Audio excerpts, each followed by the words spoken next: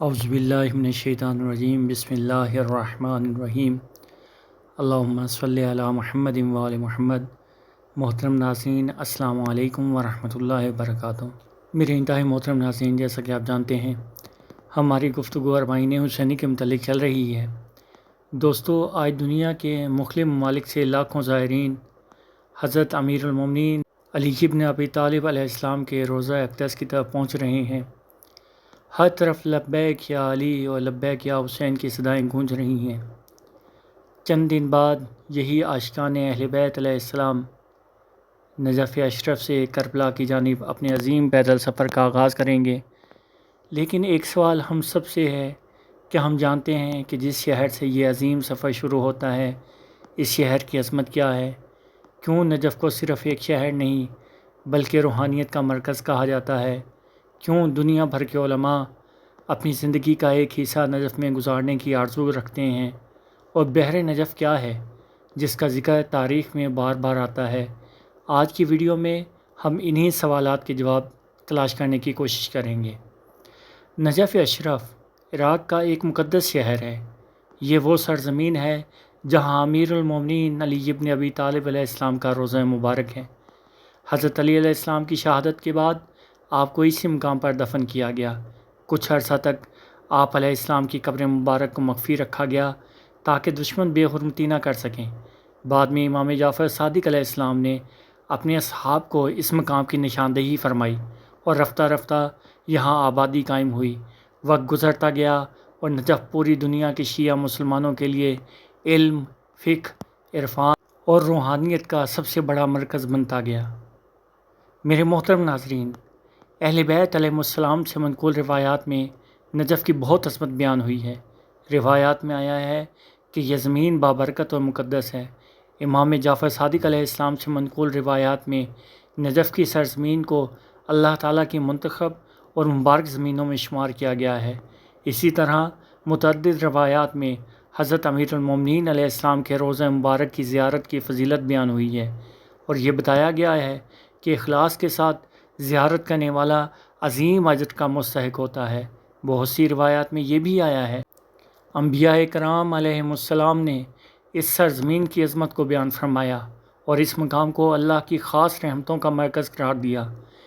یہاں یہ بات بھی یاد رکھنی چاہیے کہ فضائل کے بارے میں روایات کی صحت کے درجات مختلف ہو سکتے ہیں، اس لیے معتبر دینی مصادر اور علماء کی تشریحات سے رجوع کرنا ضروری ہے۔ نجف صرف ایک تاریخی مقام نہیں بلکہ ایمان، علم اور اہل بیت علیہ السلام سے محبت کی علامت ہے۔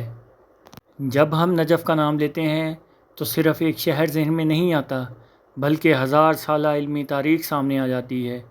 یہی وہ شہر ہے جہاں دنیا کے عظیم فقہاء نے تدریس کی۔ یہاں سے لاکھوں علماء نے پوری دنیا میں دین اسلام کا پیغام پہنچایا۔ نجف کی علمی فضا ایسی ہے کہ ہر گلی سے علم اور عبادت کی خوشبو محسوس ہوتی ہے۔ بہت سے علماء کرام نے اپنی زندگی کا بہت بڑا حصہ یہاں گزارا اور اسی سرزمین میں دفن ہونا اپنے لیے سعادت سمجھا۔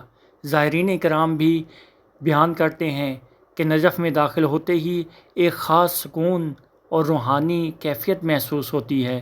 یہ کیفیت ہر شخص کے لیے مختلف ہو سکتی ہے، مگر بہت سے مومنین اپنے ذاتی تجربات میں اس روحانی سکون کا ذکر کرتے ہیں۔ اب آخر میں ہم بات کرتے ہیں بحر نجف کی۔ آج اگر آپ نجف جائیں تو وہاں سمندر نظر نہیں آتا، لیکن تاریخ اور ارضیات کے مطابق ہزاروں سال پہلے نجف کے مغربی علاقے میں ایک وسیع آبی خطہ موجود تھا جسے بحر النجف کہا جاتا ہے۔ بعد میں قدرتی تبدیلیوں کے باعث یہ پانی خشک ہوتا گیا۔ آج اس کے آثار اور جغرافیائی نشانات اب بھی اس خطے میں موجود ہیں۔ بعض تاریخی روایات میں بحر النجف کا ذکر ملتا ہے، تاہم اس کی تفصیلات کے بارے میں مورخین کی مختلف آراء ہیں۔ بحر النجف صرف ایک تاریخی نام ہی نہیں بلکہ نجف کے جغرافیائی ماضی کی اہم نشانی بھی ہے۔ دوستو، اربعین کا عظیم سفر نجف سے شروع ہونا بھی ایک خاص معنویت رکھتا ہے۔ ظاہر پہلے مولا علی علیہ السلام کی بارگاہ میں حاضر ہوتے ہیں، سلام پیش کرتے ہیں، دعا کرتے ہیں اور پھر مولا حسین علیہ السلام کی طرف عشق کے قدم بڑھاتے ہیں۔ گویا ولایت علی علیہ السلام سے محبت کا اظہار کرتے ہوئے کربلا کی طرف سفر شروع ہوتا ہے۔ اسی لیے لاکھوں زائرین ہر سال نجف سے پیدل روانہ ہوتے ہیں۔ آج اگر آپ نجف میں موجود ہیں تو اپنے آپ کو خوش نصیب سمجھیں، اور اگر ابھی تک نجف نہیں جا سکے تو دعا کریں اللہ تعالیٰ جلد اس مبارک سرزمین کی زیارت نصیب فرمائے۔ آمین یا رب العالمین۔ نجف صرف ایک شہر نہیں، یہ ولایت کا دروازہ ہے، یہ مرکز علم ہے، یہ سرزمین عبادت ہے، اور یہی وہ شہر ہے جہاں سے ہر سال عشق حسین علیہ السلام کا سب سے عظیم سفر شروع ہوتا ہے۔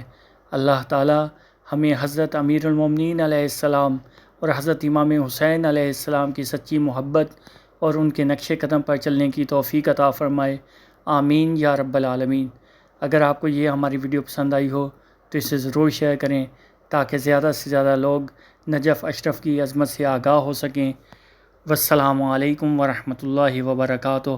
اللہم صلی علی محمد و آل محمد وعجل فرج قائم آل محمد۔